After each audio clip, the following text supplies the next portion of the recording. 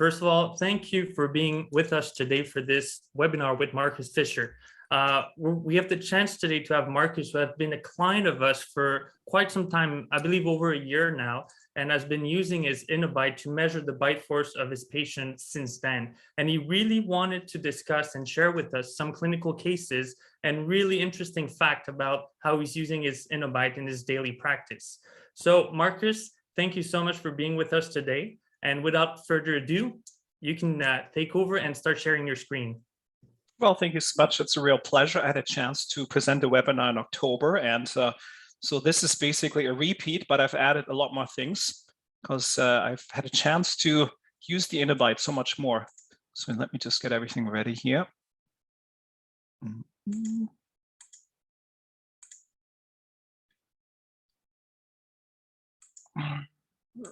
Right. Okay, so let me get going. Okay, so anybody who's not familiar with the Innobyte, this is a wonderful opportunity to share some of the things that, or how this can be a very useful tool in your daily practice. I use my Innobyte almost every day with patients. I just turned off my video so I won't have to stare at the camera and also try to communicate this presentation. So let me just continue on here right now, make sure everything goes correctly.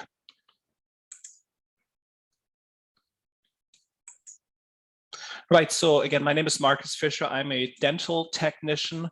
I started my career as a dental tech in 1993, so almost 30 years. I became a denturist in 2002, so I started my career, so that's 20 years ago. And I've done a lot of things over the years. I ran a dental laboratory. I was actually born and raised in Germany, so I've been in Canada now since 1986. That's a long time. I've also become a Ivoclar BPS denturist instructor, and something that completely changed my career when I started training with Dr. Jiro Abe in Tokyo, Japan, and I learned from him the SEMCD denture technique, which is suction effective mandibular complete denture, and I became a clinical and technical instructor in this technique. I operate a denture clinic in Mission, BC. My wife and I live here, and we have 7 children, still have 5 at home, so we are busy. So again, let me proceed a bit more here. Some problems with my, there we go. So a couple of things just be aware of. I'm not receiving financial compensation for this webinar. As Fred indicated, I actually got my Innobyte in April last year. So yes, I'm getting close to the 1-year mark. And again, I was intrigued. I saw it promoted by different sources, and I logged onto a webinar that Fred gave. And I thought, how can I really implement this into my clinic? And how can this be a useful tool and not just something that collects dust? I'm sure we all have done that. We've bought things and then we don't really utilize them to the best of their abilities. And I also want to point out that this is not a scientific study. So again, this is really things that I've done with my patients, my personal experience using the Innobyte in my denture clinic. And all the readings you see here and all the pictures are authentic. So I've taken all these photos, I've taken all these recordings with the Innobyte, and they belong to each specific patient. Okay. Now, there are some pictures in the beginning. That's from Innobyte. I'm using their presentation, but once we get into the ones that I've taken, you'll see it, Introduction to My Denture Clinic.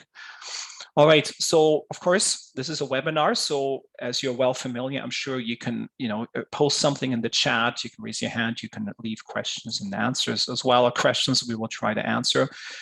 During the presentation, there will also be some spots for questions, and I'll be happy to take them. So let's just kind of talk about the body in general, right? What do we have? 206 bones in our body. So a lot of things that are being done, for example, if somebody breaks an arm or a leg, or we can do scanning, and of course, dentists, we can take x-rays and so on. We can deal with things, okay, if there's an issue of, maybe have an abscess, etc., inflammations, etc. Now, when we deal with dentures especially, we are dealing with something where we have, as we are well familiar, we're having residual ridges that atrophy over time. We're also dealing with soft tissue attachments. We're dealing, as you can see, of various muscles of facial expressions, muscles of mastication as well.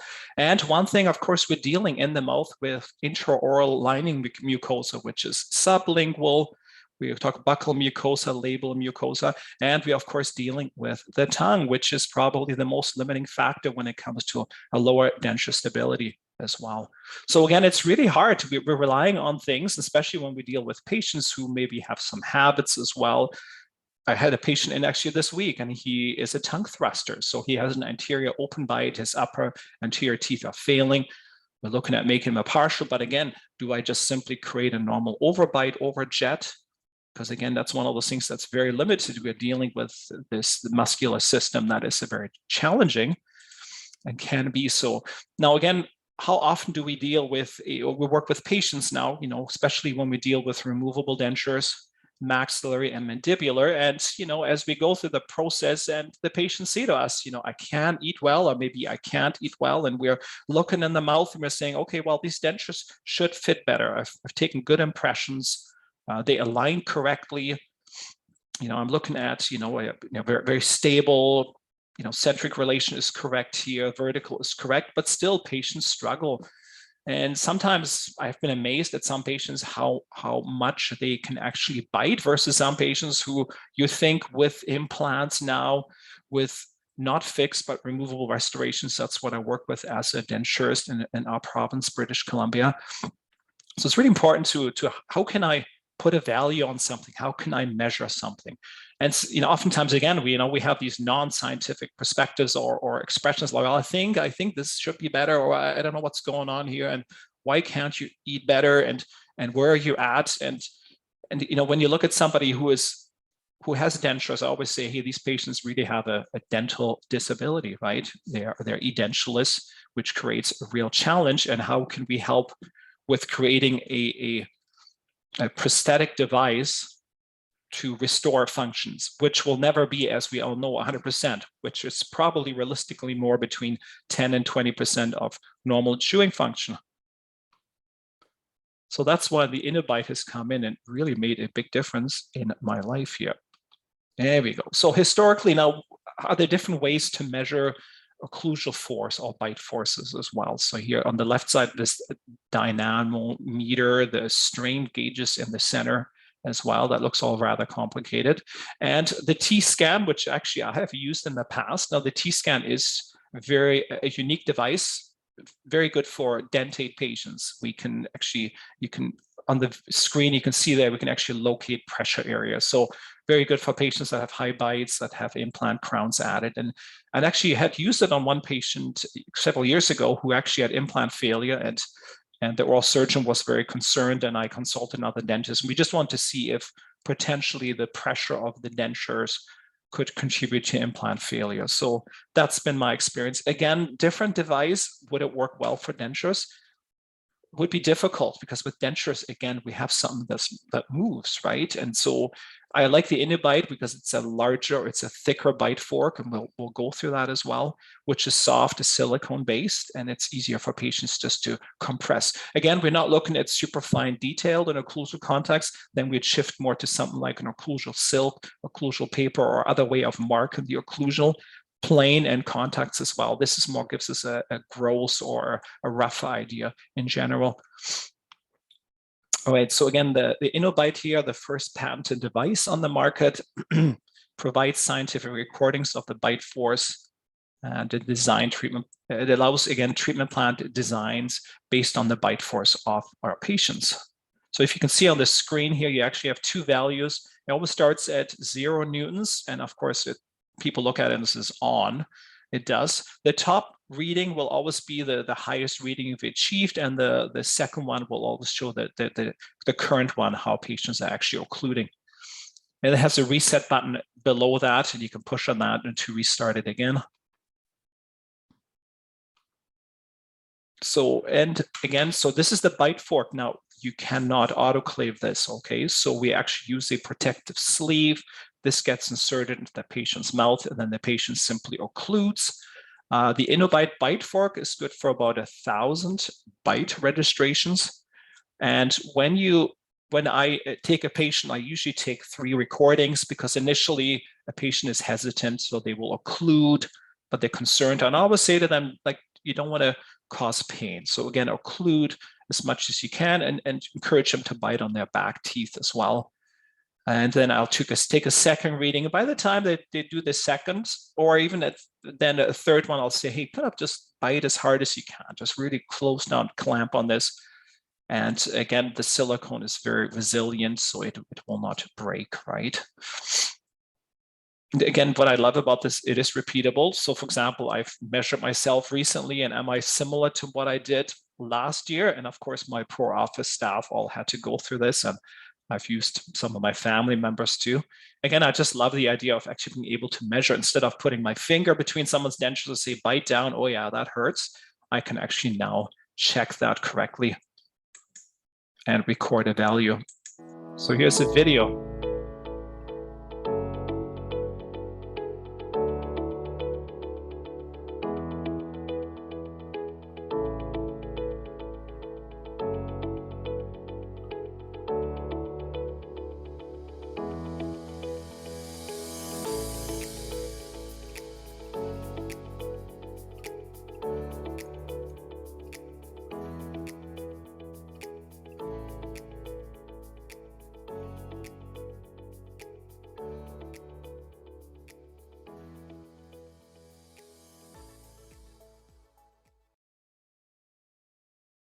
So as you can see, that is pretty straightforward. And again, what's the point? Why should you measure? Hang on, I'll go to my previous screen here. It is really an interesting tool to use. Again, as we proceed through this presentation, you'll see patient cases. And again, when I see somebody who has an extremely hard bite, I change my approach as well. I'm looking at reinforcement in dentures, for example, even looking maybe the teeth that I'm going to use with the patient. It's good for them to communicate or to say, hey, look, you're at such and such a value, which is extremely low. You know, even making new dentures, will they necessarily create an improvement? Hopefully they will, but it's good to know that, hey, if somebody is, like I said, maybe at 100 newtons and, you know, they have a lot of health issues as well, very frail. And I've had patients like that. Can I promise to them that this dentures will work 5 times as well as your current dentures? Probably not, but there will be an improvement, right? So it allows me to kind of just be more honest in my treatment planning, be more direct as well, because now I have something that's measurable. I've measured it, I can include it as well. Now, for example, when you look at implants, and again, implants, the more implants you have, as we know, implants, you don't have proprioception. So then you can even run into things like perhaps too much force application, especially lateral stresses that can cause implant failure, material failure. And again, it's good for the patient to be aware, and definitely be aware of having to wear night guards or some sort of a cushioning device as well, especially if the patient is a clencher and bruxer too. So again, it is actually a very useful tool to me. Here's another video that shows the measurement. So you insert it, it has an anterior guide. Now, again, you have to put the plastic sleeve on. I don't use it with some patients that are gaggers. Some of them are comfortable with this because it is a lot of bulk in there as well. And the posterior, as you can see, this is self-seating as well. The silicone bite pad, it simply just opens up wider for patients. Very straightforward to do as well. So we're not, again, biting on wax or anything. And so it would be neat to actually somehow include this into a digital denture design and so on. And I know Fred is working on some different ideas too. So now what do you do with this value that you have achieved? So as part of your package that you receive when you buy the Innobyte, and I think you can download this off their website too. Basically, you can see this bar here, okay? Blue versus black, right? Extremely high versus very weak. Where do I put myself, or where do I go? And that's kind of the neat thing when you get it, right? Because it's such a neat tool to actually look at. So again, self-evaluation and where are we at? Okay, newtons, 1,000 plus. So I'm at about 1,130 last time I measured, which was about a week ago. Normal range is between 650 to 1,000 newtons. Light deficit between 4 and 650. So again, you can go through the values. So when you look at these numbers here, and when I say that I actually had a patient who measured 15, like 1.5 newtons, a patient just last week at 45 newtons, and there's one patient in this presentation who's at 75. I would call that severely disabled, actually. Now, the patient who I saw this past week with 45, now she has lower natural dentition and upper denture, and the lower natural dentition is failing. So it's a terminal dentition, extremely painful. The patient struggles. So she actually is getting her lower teeth all removed. We need to see down the road when she has a lower denture, and we'll make a new upper and lower matching set of dentures. Where will her bite be at? So again, it is still a bit arbitrary, absolutely, because you're relying on a patient to make those movements and to compress as well. The patient who scored 15, I made her a new upper denture and lower partial. I think she was just very hesitant. She didn't occlude much. So I don't think it's a true reading. But the gentleman who had, I think it's 75 in this presentation, that was accurate, and he occluded as much as he could. So now again, how does that translate into actual masticatory forces here? So if you look at these images here, are these plates with food options. So again, 650 to 1,000, that's kind of about that normal range as well. So if somebody has some light deficit between 400 and 650, again, implant treatment options are a great resolution or a great option for this individual here. Precision prosthesis with reinforcement, yes, they're heavy biters as well. Again, 200 to 400. Most of my patients that I see are between the 200% and 400% range. So it's very challenging, right? And then if you go between 0 and 100, it's really like we're talking liquid diet, very, very challenging. But sometimes I'm amazed because, of course, you talk to patients and you say, well, how are you doing? And they will say to you, I can eat anything. And then when you dig a little deeper, then they will say, well, anything that's really soft or anything that has been cooked for a long time. Again, if you look at anything hard like carrots, apples, etc., whatever they may be eating, raw vegetables, it becomes very limited as well. So again, it's good to be aware. It's good to educate the patient. But the challenge, though, sometimes can be if you say, oh, well, it's got all these implants here. You were at maybe 100, 150. And you place implants, what if they only score 300 newtons now? So again, we got to be aware of patients, right? We're looking at overall health, overall abilities. I had a patient recently, I'm treating her, and she has severe arthritis. She has a hard time sitting in the dental chair. Do I expect her to score 600 newtons? Could be, I don't know, but probably not, right? Again, I have to be very careful the way I position, even how I do my treatment procedures and impressions. So it's, again, very individual approach here. All right, Innobyte, purchasing it here. I assume the prices are still all accurate. So it's about $5,000 for the unit. The mouthpiece is $1,000, replacement $965, and the sleeves for $50 per box. And I know that Fred can answer of some of that afterwards as well. Again, yes, it's an investment, but I've used it so much now, I really enjoy it. If you like diagnostic help, to me, it's a great tool to have. And, sometimes you can have patients that just extremely hard on their dentures, that fracture them. So, or that have other specific issues. With this, it's a great tool. Like this lady with 45 newtons, right? I can say, wow, this is so bad. Hopefully the dentures will be much better, right? So happy overall. So again, if you take a measurement, it's about $1.50 per measurement. I mean, that's not bad if it helps you to create a much better design. Now I'm going to just stop screen sharing. Hang on here. Is that good so far? You guys can hear me? Absolutely, Markus. The sound is great. Okay, my video is coming back on here too. Hang on, hopefully. So yeah, and if you want to say anything about cost or something, is that still accurate? Again, that was the presentation from October. Absolutely. The prices are still as of today. And then, by the way, if you do have any questions concerning acquiring an Innobyte or purchasing one, you can talk to your sales representative that shared the invitation for the webinar today. Or even if you prefer, you can chat to us directly, to Marianne and myself, and we're going to be happy to follow up with you and give you the information you'd like. So I believe, Marianne, if you're there, we're going to go and move ahead with the first poll. Yep, I just launched it for everyone to respond to.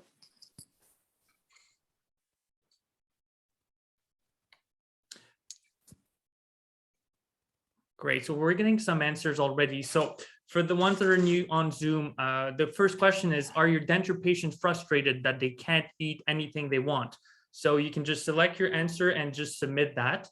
And then Markus is going to be discussing the results shortly. So we're going to give everyone about a few seconds more to answer and submit your answers. Okay. Yep, I'll go ahead and end the poll and then we can share. Perfect. And we're going to be sharing the results. So I believe, Markus, you should see them and everyone should as well. Yeah, 97%. Absolutely. In all honesty, I mean, I've been involved in the denture field now for almost 20 years. And I think making good dentures, it's so challenging, right? And to me, it's the hardest thing of all potential, treatment options. In all honesty, crown and bridge. I was an orthodontic dental technician for many years, had my ortho lab, and you make a retainer, you move some teeth, happy, you make night guards and everything else. But restoring someone's, masticatory forces or abilities with dentures when you have residual bones that shrink constantly, right? It's very, very tough, right? And to do it correctly, at least that's how I feel, and give patients some sort of success. So we're all on board, right? How do we make better dentures? So it's good to be aware of. Yeah, it's frustrating. Do you want me to proceed? I'll continue on with my presentation, and let me just make sure everything is good. Okay, perfect. All right, so I will stop my video again because I'm looking not at my camera, I'm looking at the monitor. So let me just do that. Okay, so we've done that question. Very good. Again, I appreciate your honesty, because unless all of our patients are extremely happy, wow, you should be the one lecturing here, because I don't see that. And like, for example, I had a patient yesterday, right? And, I've seen him, immediate dentures 1.5 years ago and struggling, and, you end up putting some tissue conditioner in and they walk out much happier. But it's that need that, yes, you have to continue to do work on your dentures. All right.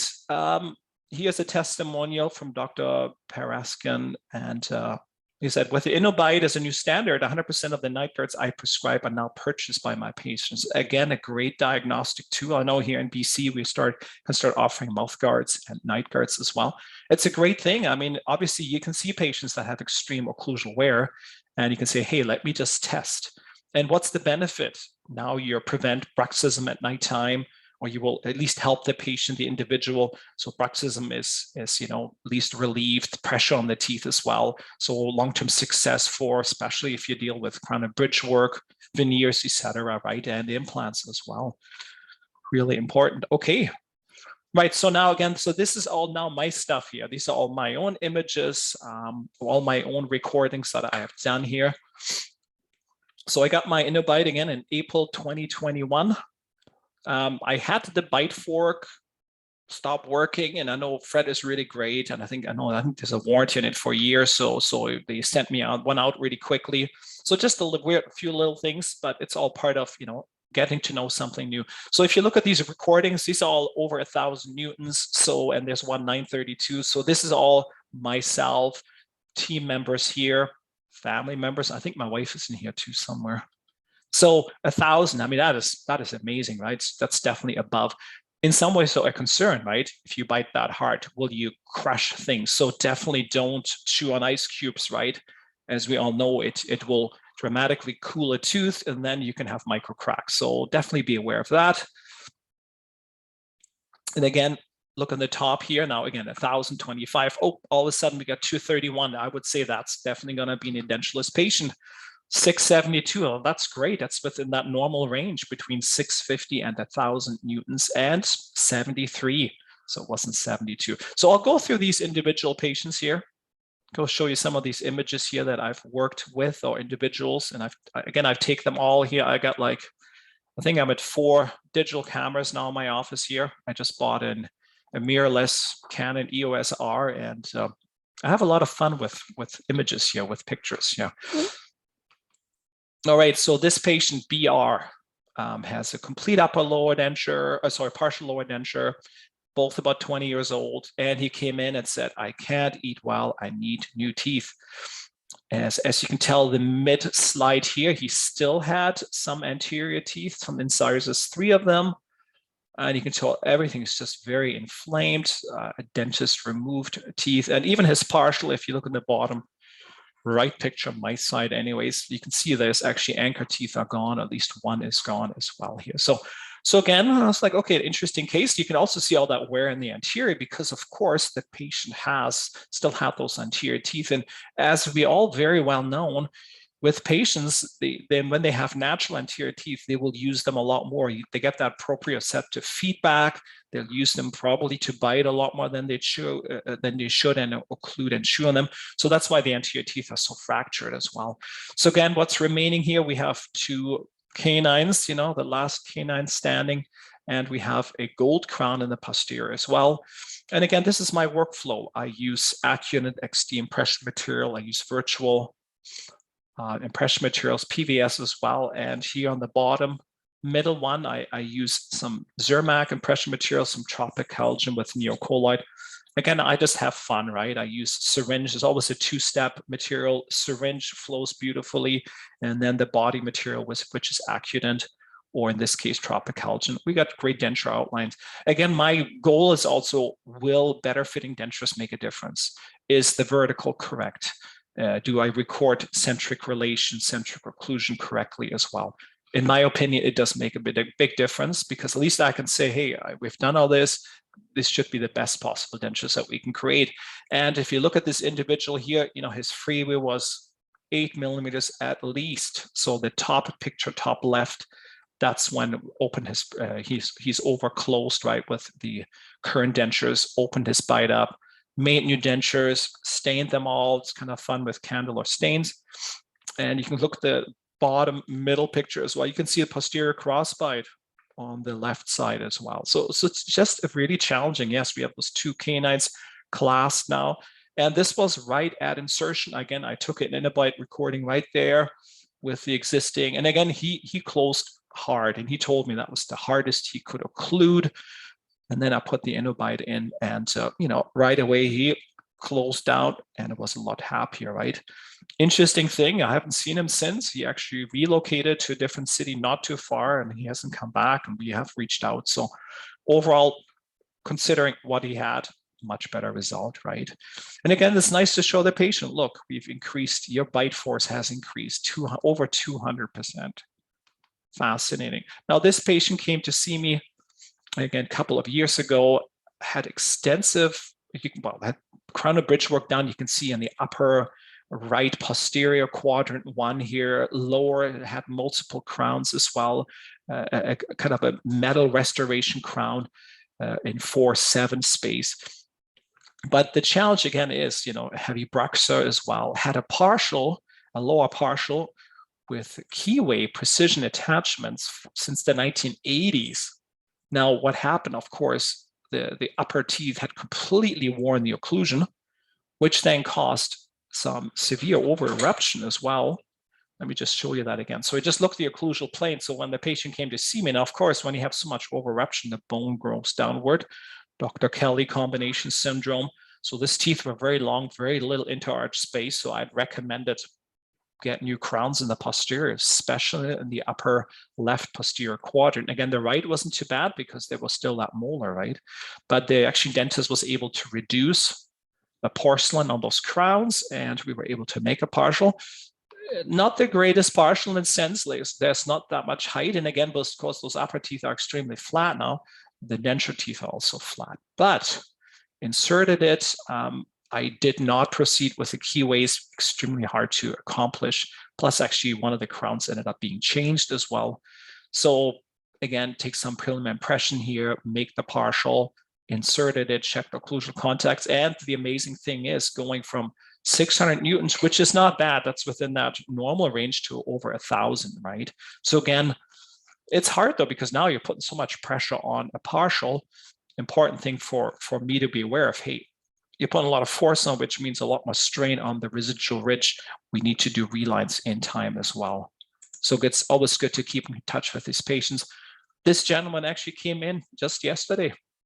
So he had, again, he's late 70s, 79 years old, terminal dentition, scary stuff, right? And wanted immediate dentures. I actually did a Facebook recording, a UTS recording. I did try to articulate or set my articulator. I took protrusive measurements, lateral bites, and everything else. It was a lot of fun, right? But again, fascinating case, and he's kind of that edge to edge in the anterior.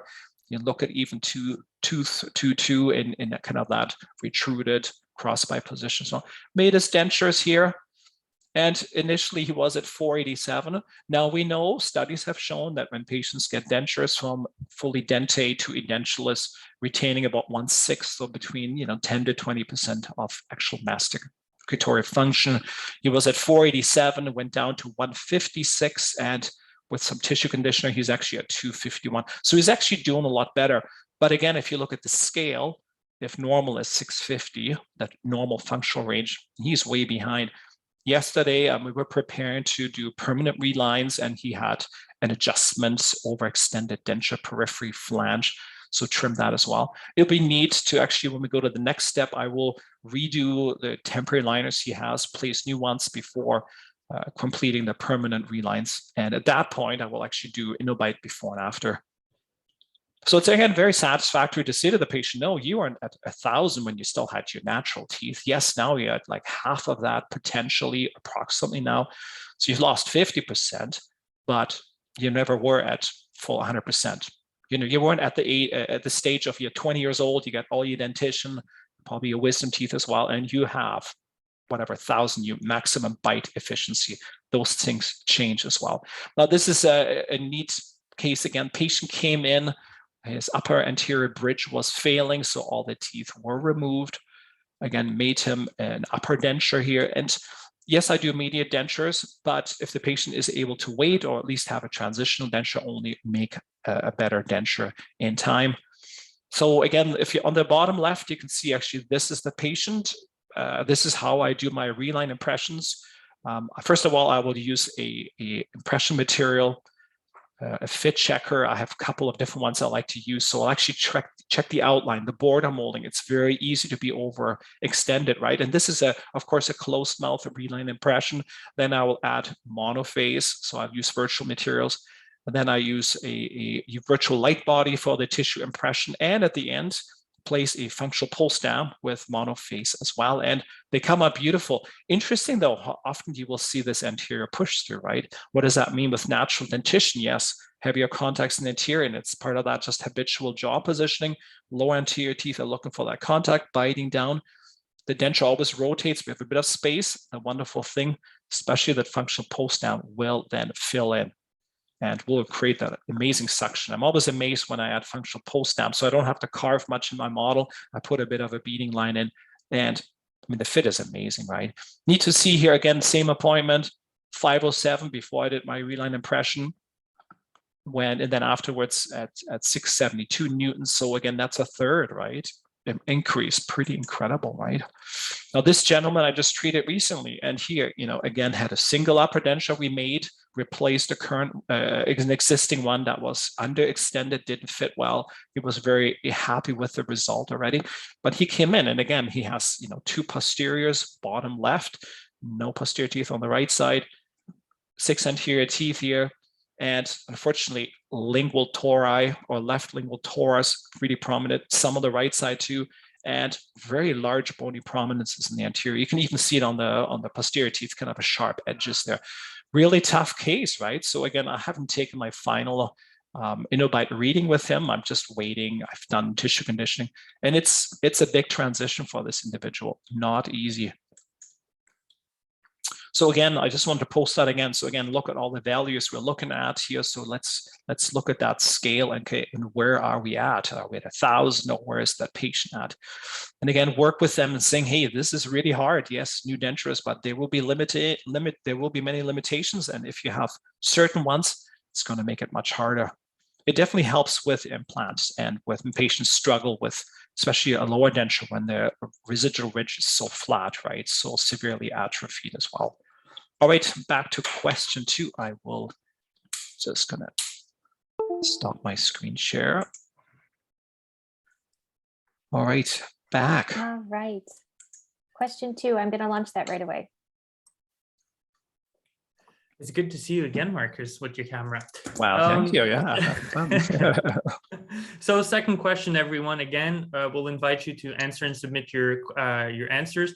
How many edentulous patients refuse implants each week in your practice? So we got 0, 1 to 5, 6 to 10, or more than 10 a week. And you don't practice any implant cases as well.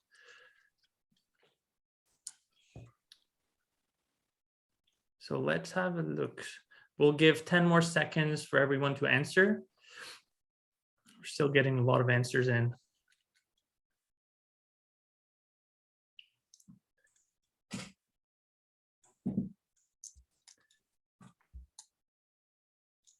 All right, I think we're gonna end the poll and show the results right away. So Markus, I'll let you discuss them. Okay, sounds good. So 1 to 5, yeah, I mean, when I look at all my patients, again, I'm in BC, right? So dentures, we can't do any fixed restorations. We, can't change abutments and so on. And I mean, every patient, we always have a blurb. Hey, this is implants. This is the best option. I would say probably less than 5% of my patients have implants, realistically, right? The majority are single dentures, partial dentures, fully edentulous patients, absolutely. Becomes a real challenge. But I think having this as a potential tool and diagnostically show the patients, no, you are severely disabled and can we stabilize dentures? Again, the patient I saw yesterday, right, who's had his immediate dentures for a year and a half, what a struggle. And once again, his son came along and I said, please get at least 2 lower implants. I just restated the McGill consensus from 20 years ago, right? How do we treat edentulous patients? An upper denture is usually acceptable, but the lower should be a minimum 2 implants, right? So again, it helps. And it takes the pressure off me because I've had patients demand dentures that should fit well, or even I've treated them with suction and it's like, oh, I should have suction in here, but sometimes they're not good candidates. So the paperwork that we do, treatment plan is extremely specific nowadays, saying, hey, I cannot perform miracles, I make dentures. The issue you have right now has developed over decades, and a piece of plastic will not fix your problem, right? It's simply an aid here. Like a wheelchair, it's not going to make you walk, right? You go from A to B. That's my ramble. Let's continue on, okay? I'll get back to my and sorry, presentation. Markus, before you do so, I just want to expand on a little bit on what you just said. So my understanding as well from your cases is that you do find that even if patients are not considering implants, it's still very useful to measure the bite force to just bring them to have a look at potentially new dentures and correct the VDO, the vertical dimension of the current case to improve the force, correct? Oh, for sure. And I test all my, I try to attempt at least with all my patients when they have new dentures, and there's always an improvement. Now, sometimes it's dramatic, but sometimes it's the same. But then if you test them later, give them a month or 2, right? And that's kind of the neat thing. And I have a really neat case at the end today where I want to show that, right? How things do change, right? And people, it takes time.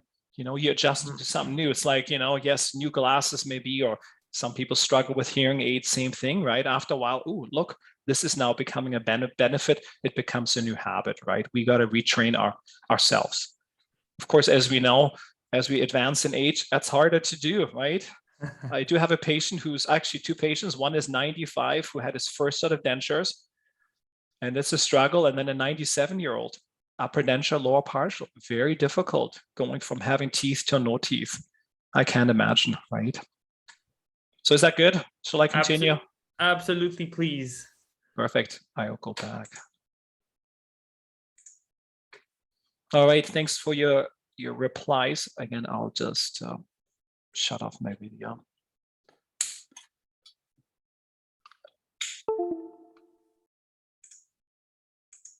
All right, so again, kind of so far pretty cool results and everything else interesting anyway. So let me show you this patient. Now, I've known this patient for probably about 10 years now, right? He used to be a instructor at Vancouver Community College. So we have this together because I used to be teaching dental technology and denturism at Vancouver Community College. He was in the automotive, was a department head. So anyways, he used to see dentures elsewhere, moved to this area here. So I started making him dentures. We're on his 2nd set now, and he replaces them usually about every 6 years. But when he came in, when I first met him, he had anterior teeth that were just breaking all the time, right? And so we started replacing them. And in this particular situation now, he's had these dentures now, the current set for over 5 years, so it's time to reline them. Like I showed with the other reline case, this is my reline procedure outline again, get a beautiful peripheral roll here. We're putting some wax on here as well in order to actually pour up this case, flask it up. We're actually doing processing with iRocap, right, for the relines as well. Lower is actually interesting. You see some pressure areas where you still have some pretty decent ridge as well. The actual model, if you look at the patient's residual ridge, now a lot of bone loss in the anterior section, but very good maxillary ridge. Here in the anterior, you can see a tooth is chipped, tooth 1-1 denture tooth, and these are Fornaris teeth, and he wears them well. You can see the wear patterns in the teeth. So interesting, right? So again, I pulled up my Innobyte, we did those relines, and I placed them in his mouth. Oh, hang on, next one, there we go. So he needs new dentures. Now, again, we've renewed kind of the life of this current set. We can wear it for a while longer. So we replaced the tooth, the 1-1, with another Fornaris. But look at the wear pattern behind, right? You can really see it. The incisal edges are starting to become very thin, more translucency as well. But look at his Innobyte, right? Again, he said he's worn dentures now since he was 20, he's 80. So it's been 60 years, actually not 50. So I've known him when he had him for 50 years. So 60 years later, he's at 690 Newtons. So that means his bite force is in the normal range, and that's with denture. So again, he's got a very heavy bite. So I can expect, and I can also explain to this patient saying, hey, now we have a large maxillary denture, so chances I won't fracture, but if it's thinner, he has cracks, we have to do maybe reinforcement. Lower, maybe even have soft liner if he finds now over time jawbone atrophies, a lot of pressure added. Again, it's worked really well for him. And again, these dentures, we kind of made him SEM-CD style, not having second molars in the posterior, you can tell. We've kind of been playing with designs, and now we actually prefer to add second molars. But I actually ran into him in a store recently. He had actually fractured his hip, not completely broken. It's always interesting things you learn about patients. So, but he ran to me at a store. We're both wearing masks, and he stopped and he looked at me and said, hey, is that you, Markus? And so we had a good chat, but he has recovered. He's doing much better. And he said to me, my dentures are still great. So really, and that's just nice to hear, right? Now, this is a great case. Again, patient I've treated. I made her some upper and lower dentures. The upper, we have just a typical denture, not an implant. So lower, she has a bar here with 4 locator, actually abutments added. And again, I made this one, gosh, quite a few years ago now. It's been at least 5 years, right? So, and now with implants on, of course, the mandible and the bar as well, we have to reline the maxillary denture more, right? Because there's now, instead of having an upper denture fits very well, that applies pressure on a much smaller jawbone base, as we all know, now we actually end up having to reline the upper denture, which is fine. Every couple of years she comes in. But again, interested, I'm curious, hey, we got implants. Let's see, look at her bite force, and holy, it's 319. Now, maybe she didn't bite hard enough. I did try it multiple times or 3 times in a row. Need to see her actually down the road. Hey, are you still at that level? This is a cool, just simply recall tool. You say, hey, I'm going to just place it in there. Let's see where you're at. Now, the photo I took with my cell phone, I can't take photos, of course, with a flash, because the flash just simply makes the screen black. Okay, so I always pull up my phone, take a picture. Too much reflection here. I'm getting better at it as well here. But again, the patient says she's happy. She said, I can eat anything. Apples, corn on the cob. So who am I to argue, right? So again, that just shows you it's very individual, a person's, perceptive and what works for them.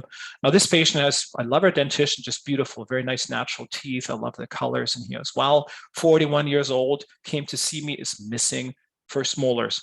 Now also what you can see with second molars now, of course, they have tilted labially, and she also has over eruption now happening, especially looking at tooth 1-6. Initial recording with Innobyte is 374. Take some nice final impressions here.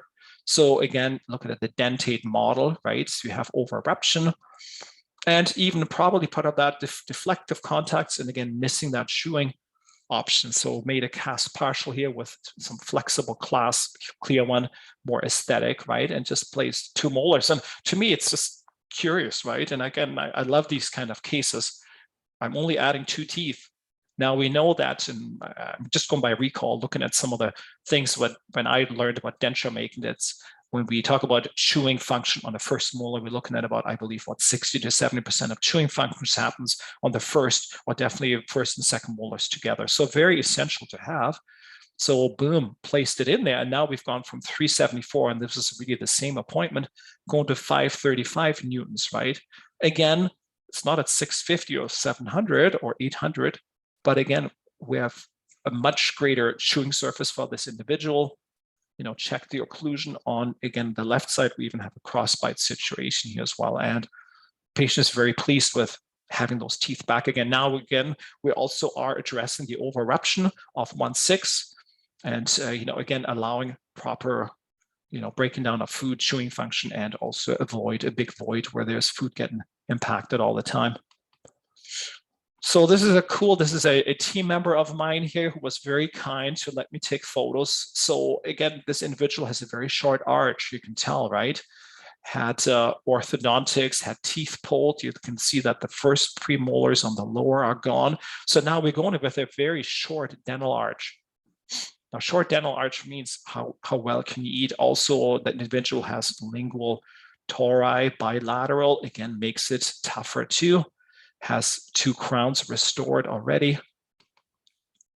And here we at now over erupting second molar too, and Innobyte at 602 newtons. And look, it's 1% battery life left. I barely made it. And I took some photos. So again, patient had, this individual, so it's not my patient, okay, had 2 implants placed to replace second molars. So we're looking at the 3.7 and 4.7. And this is the result, right? So again, on the top circle photo, we have full occlusion again within what's possible, again, without premolars or first premolars. So initially we had 602 newtons. Then as soon as, you know, the crowns were placed, I checked it again, it was 826, which is good. That's like over 224 newtons more, which is fantastic. But then I retested it. Now it's been at least a month now, and now the individual is actually at 927 newtons. Just talking to that person as well, person expressed saying that it took a little while to get used to it, but just before with such a short occlusal arch, very difficult to chew, and now being able to relax and actually really starting to utilize all the teeth that are there and being able to eat better. I mean, what a great way of demonstrating, right? Now, of course, the need now here, we're going to make a new night guard, which we've done in the past to accommodate the posterior teeth. But again, it's a great tool, even just to show, it's not just saying, yeah, you should get an implant. You only have maybe, and I do see that so many times where patients come in and all they have is, you have 6 anterior teeth, you have 2 premolars on each side, so it gives you 10 teeth, but now you're missing your first and second molar. And patients want well-fitting upper denture, that works well. Well, the occlusal force, the occlusal load, it's very difficult to accomplish. Then, as we all know, what causes that over time? Very likely the patient may end up with combination syndrome as well. The whole upper arch will rotate, tuberosities grow down, nightmare. And I have some really scary cases on the go here. Again, just to show you again where we're at, what are we trying to achieve? So if the individual now gets, you know, let me just go back again. What was the final value at 927? Wow, we're in like the superior range of chewing versus 600 was, you know, below normal. That was a light deficit. So what a fantastic restoration. Now, let me show you a case. Now, this is what I love to do, right? I specialize in BPS dentures, ivoclar biofunctional prosthetic system, SEMCD, that's again, Dr. Jiro Abe's technique of refining BPS and adding on. So I want to show you this individual who I actually met last year. A year ago, I just treated his dad, made him new dentures that work very well. He's very pleased with that. So imagine you're 36 years old, you don't have any upper anterior teeth, you have over erupted lower ridge as well, or teeth. You have posteriors, 2 premolars on each side. I think it's a premolar on that side. Let me just check. Go to the next slide here. So anyways, terrible dentition, right? Again, we have no posterior stop at all. So we have vertical bite collapse as well. So, okay, so it was 3 teeth on the upper. That's right, it was the canine and premolar. So we have 5 teeth on the upper, we have 6 on the lower, and nothing really meets, right? So again, I was working with him just to restore vertical. Worked with an oral surgeon that said, hey, please remove maxillary teeth and also reduce the over-erupted bone. Same with the lower, remove the teeth, flatten the arch to a point, but the patient has a very nice residual ridge already in the posterior. So this is what happened. Patient had teeth removed. You can tell the upper arch is nice and level now. We have 2 mandibular implants, which would be wonderful to utilize. And again, this is my treatment sequence here. So again, upper and lower impressions with acute and XD. Lower impression is with a frame cutback tray, FCB by Dr. Abe, which allows actually a closed mouth impression. So we're recording oral mucosa, oral tissues, and especially retromolar pads at rest, which creates a much better denture as well. So you can see really nice workflow.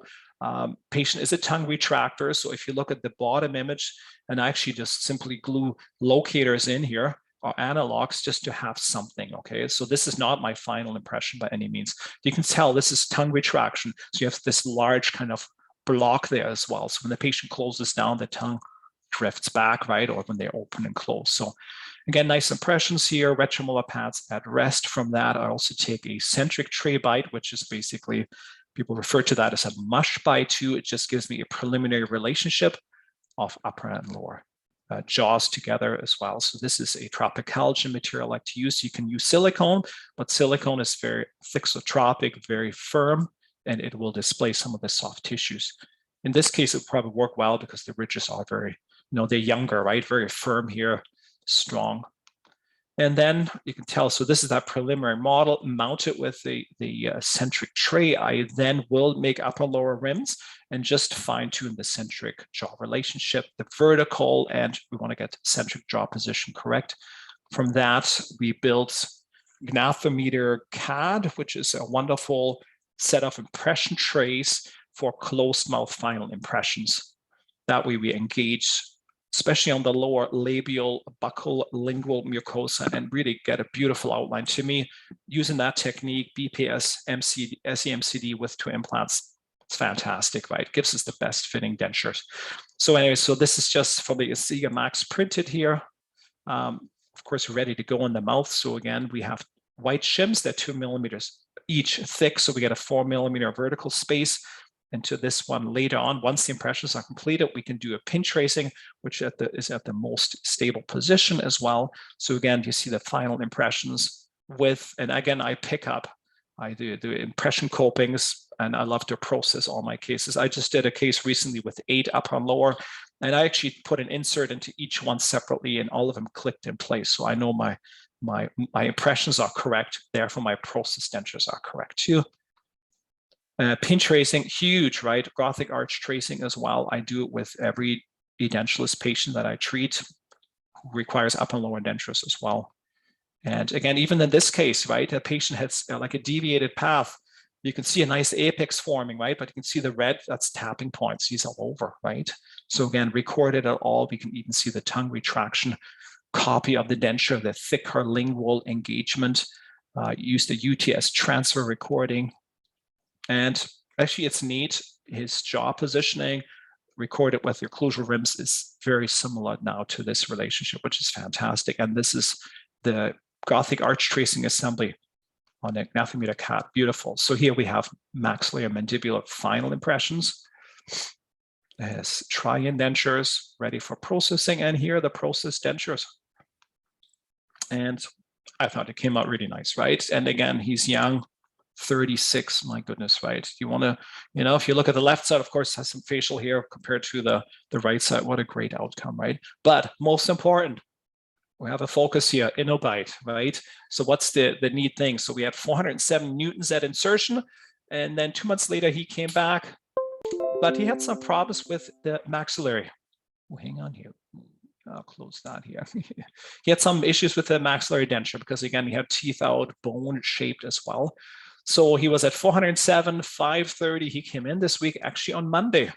And, I'm curious, right? So I pulled up the Innobyte. The recording was at 5:30, and he said, hey, and he told me, when I bite down, I feel pressure in the anterior. So this time I actually went and I took a recording. So I actually did a tissue conditioning here as well and tried it afterwards. And boy, he's at 767 newtons, which I think is just fantastic. I'm like, woohoo, I'm excited. And then he said to me, the denture fits more even. I don't feel the anterior pressure, and he's much more comfortable. So is it important to have well-fitting dentures? And will dentures work a lot better? Obviously, yes. And so, of course, the plug is to replace dentures, make sure we reline dentures, make sure patients are being recalled and they understand to maintain the best possible dentures, we need 100% coverage, even pressure over the residual ridge to protect what we have. So that was it. So again, here, thank you so much. If you have questions, you can email me. I am on Facebook as well. You can send me a message.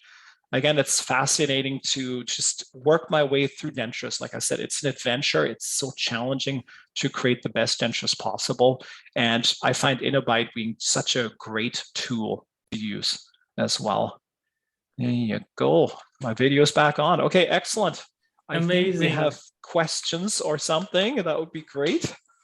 So if you have more questions, we did receive some questions for you, Markus, during the presentations. Sure. If you do have questions, I invite everyone to just write up your questions in the chat to us, and Markus and I are going to be more than happy to answer that. So the first question, I think, Markus, I'll let you answer that one to start with. Maybe I can add a few things. It's a question from Masato, and he's asking, or she's asking, does the measuring mouthpiece have different sizes available for small arches or wide arches? So, hey, good question. Hey, Masato, I'm glad you enjoyed the webinar here. So the mouthpiece actually is just one size. I can show it to you right now. So what happens? It actually just adjusts. So it's very flexible. See here, I can just bend it. See here.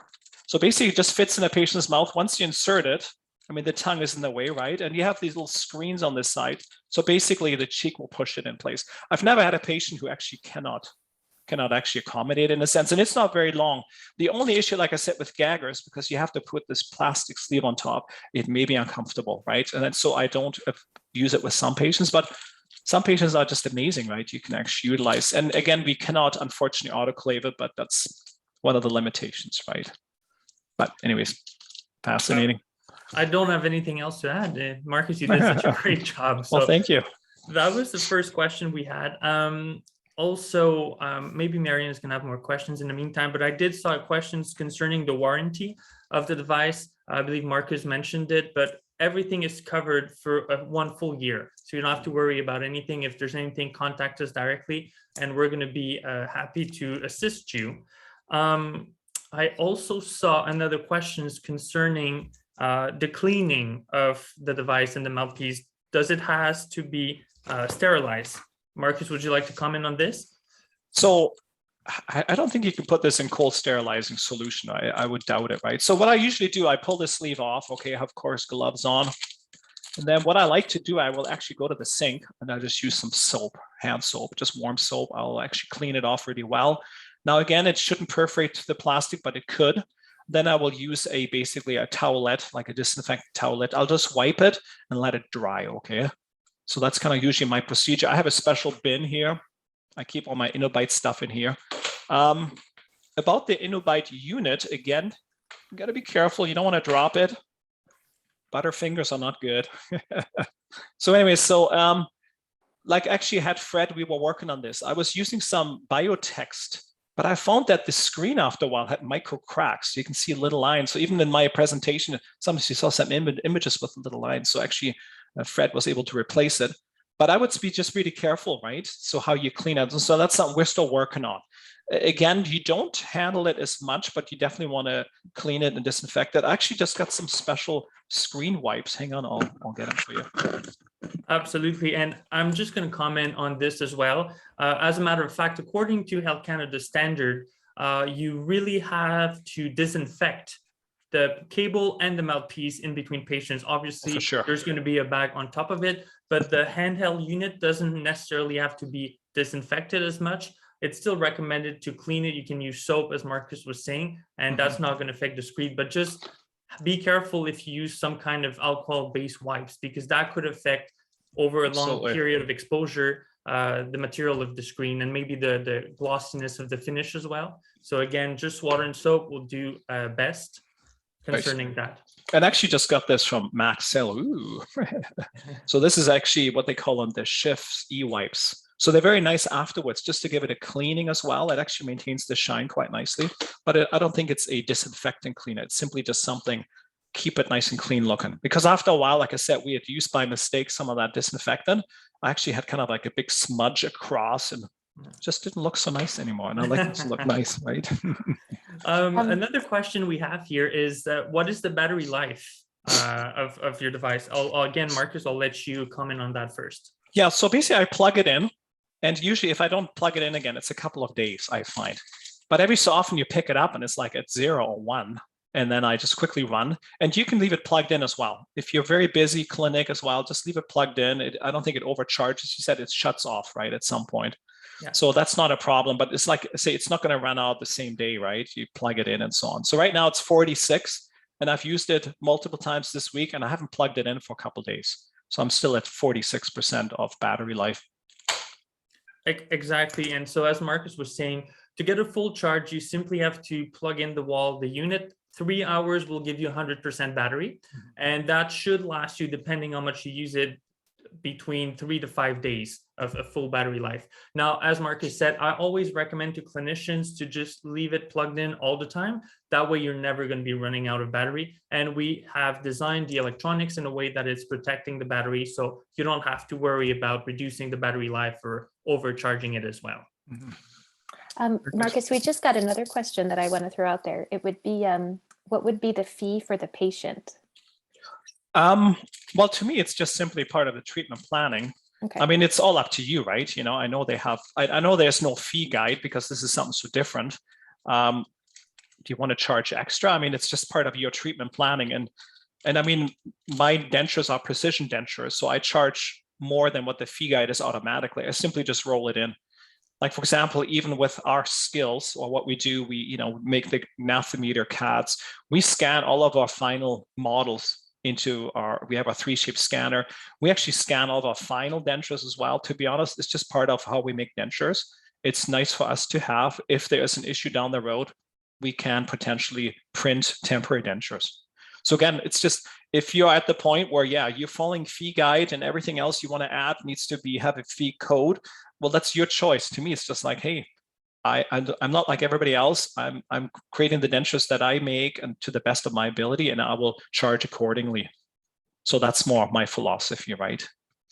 Also concerning that, we have some other clinicians that basically decided to just increase the prices of all their treatment plan by, let's say, $200 as soon as they integrated the Innobyte. That's also a way to kind of integrate it or get a fee for it. What I like to recommend is, if anyone would like to charge a fee, what you can do is put a line item on the invoice for the bite force measurements and perhaps charge an amount, but then you can always offer that and reinvest that in marketing and give it for free. So that gives a competitive advantage. And that's always kind of an idea I like. I just like to throw that out there as well.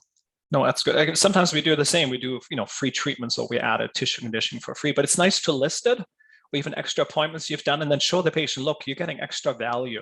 We're not charging you, but we've done all these extra steps. It's huge, very important to show, right? Instead of just giving it for free and then they take it for granted, right? Saying, no, we're doing going the extra mile for you because we care about you and your well-being. Absolutely. So we have another question from Kevin. So I'm just going to read it right here. So would it be a bad idea to use Innobyte for patients coming from dentate to edentulous state as the measurement decreases, since patients will expect to have an increased biting force after the treatment? Oh, I think it's great initially just to know. The hardest patients always are the ones that come to me, and I have multiple right now where a dentist performed complete full clearance. There are no records, there are no photos. I would love to have an Innobyte, because then I can say to the patient, wow, you're already at 500 and the denture is now going to be at 200, but you were never at 1,000. So you still, maybe you've seen a 50% decrease. It would be very hard to see someone who has, you know, 1100 and suddenly goes to denture when now it's 100, right? Newtons, so dramatic. So I love it actually. To me, it's just a great tool, or especially when somebody has existing dentures, right? Or partial or a complete denture, and just to know, and is my treatment successful? Or can I say to patients, from what I've seen now, the history of other patients, I could project that there will be an improvement, but it's not going to be as much maybe as you hope. So it's not me, it's not the dentures. Unfortunately, there are limitations. Absolutely. Unless obviously we end up converting the patient on implant supported dentures, then there's going to be an increase, again, bringing them back depending on their occlusion to a more normal force. And I always like to say that once we have patients converted on implants, and that's just a personal observation, I usually like to say that they go back to the gym with their masseters. And so what happened is that we sometimes see an increase. I like to say about 20% of the force increase over 6 months after the implant have been placed and the final restoration is in mouth as well. That's neat. And it makes sense, right? The patient accommodates, learns, and then it can apply greater force for sure. There's always that. Nice. So I think, Marian, are we forgetting anyone here? Because we've had a lot of questions, I believe. Oh, there's a question also on the CE credit. Obviously, thank you, Markus, for such an amazing presentation. And actually, I think we just got another question again. Sorry, Markus. Have you ever used it on a patient with a bar? So yeah, in my presentation, I showed one case. I actually just had a patient 2 weeks ago. I relined his upper denture. He has the same thing, lower bar with 4 implants and everything else, right? But it's funny because his Innobyte afterwards was less with a reline impression. But I don't believe it is, because the denture fits, like the impression fit much better. So you gotta get some fluke, some weird things sometimes, but it's even neat to see. You think with a bar and with all these implants, he should be at 1,000, but he was at like 300 as well. That's it, 300 something. So again, it is surprising, but it's also nice. Again, I can say, ooh, I've worked hard and you should have a better value, but that's the way your mouth works. And this, the abilities you have, your chewing masticatory function, right? It's limited. Absolutely. And we've seen exactly that. Sometimes you can only apply as much as the muscles are allowing the patient to apply. So that could be a limiting factor as well. So yes, so concerning the webinar, well, obviously, as I was saying, this is going to allow you to add 1 CE credit to your professional order continuing education. So we're going to be sending out in the coming week the certificate and all the paperwork you'll need to get that credited as well. Marianne, am I forgetting anything here? Nope, I think you're all good. We've gotten lots, so that's great. So I think this is recorded as well and will be posted later. So if anybody wants to review again or they have some questions, even get back to me later for sure. Absolutely. And the last thing is, obviously, if you're interested and you'd like to move ahead in acquiring an Innobyte, we're going to be more than happy to assist you. We can take over and contact your sales representative for you. If you'd like, you can send us in the chat your name or just raise your hand and we'll make sure to contact you shortly and take it from there. So again, I'd like to thank everyone that was here with us. And thank you, especially Markus, for such a great presentation. It is truly always amazing to see your surprising cases with all the pictures. So thank you for all of that. Well, thank you so much. And just a little plug, we will be in Victoria, right, at the convention in May, the DABC. So looking forward to meeting everyone there for sure. Absolutely. So if you have any questions, we're going to stay on for a little bit, but otherwise we'll see you, as Markus said, in Victoria. Looking forward to see everyone there. Excellent. Thanks again. Bye-bye.